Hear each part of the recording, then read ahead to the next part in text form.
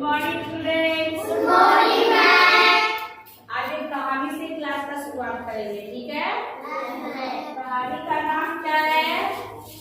महात्मा जी और गांधी दादा। हाँ, एक महात्मा जी है और एक कौन है? गांधी दादा। हाँ, कहानी शुरू होती है क्या?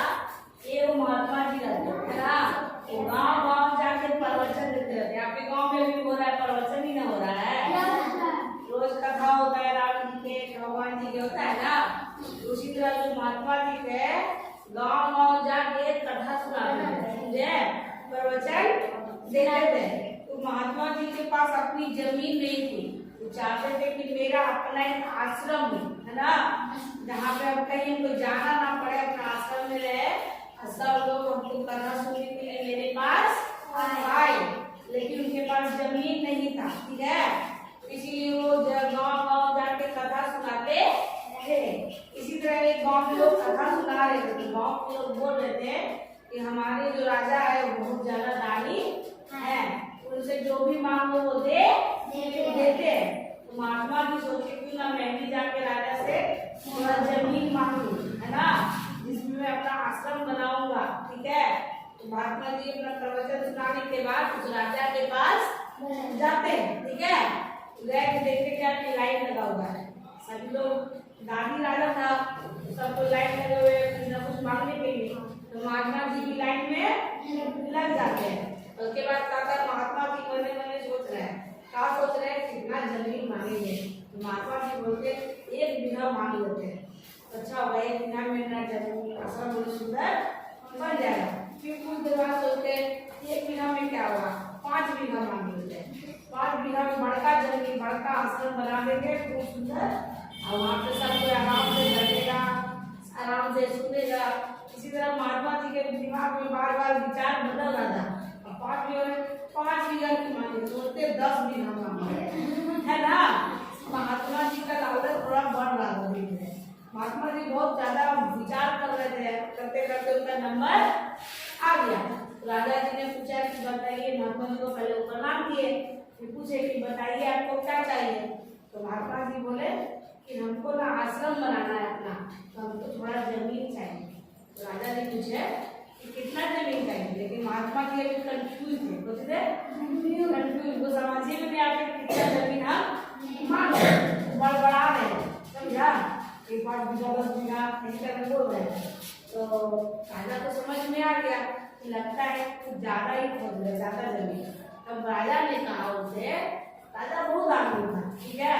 राजा ने कहा जैसे वो सीधा करे, आप उलट जाइए, और उसके उलट के तुम सीधे चल जाइए, सीधे चलते जाइए।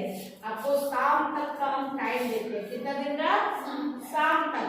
सूरज के डूबने के पहले आप वापस मेरे राजमहल में आ जाइएगा, और जहाँ तक आप गए होंगे ना, वहां तक का जमीन हम आपको दान कर देंगे।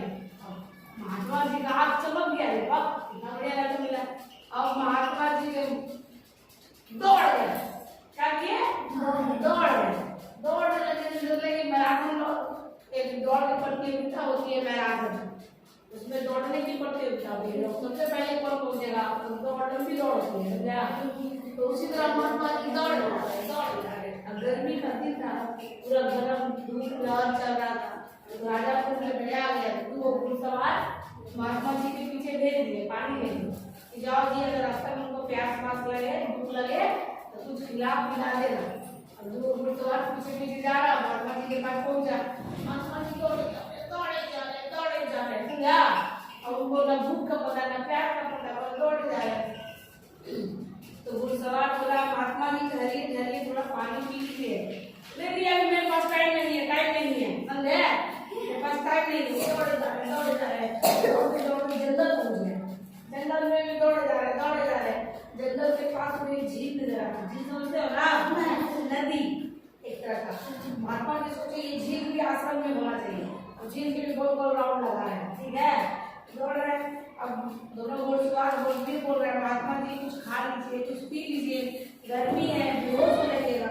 लेकिन महात्मा जी सुनने को तैयार नहीं है, वो दौड़े जा रहे, कितना जमीन नहीं भगवान जाने। और जब महात्मा जी पिया है सब, सूरज के डूबने के पहले उनको राजमहल भी लौटना है। तो देखते हैं कि सूरज जब डूबने वाला है तो महात्मा जी वापस भी दौड़ लगाते हैं राजमहल जाने के लिए, समझे?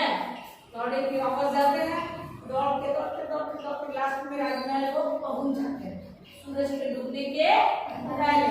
राजा सिंहासन पे बैठे हुए हैं और महात्मा जी उनके पास पहुंच जाते हैं।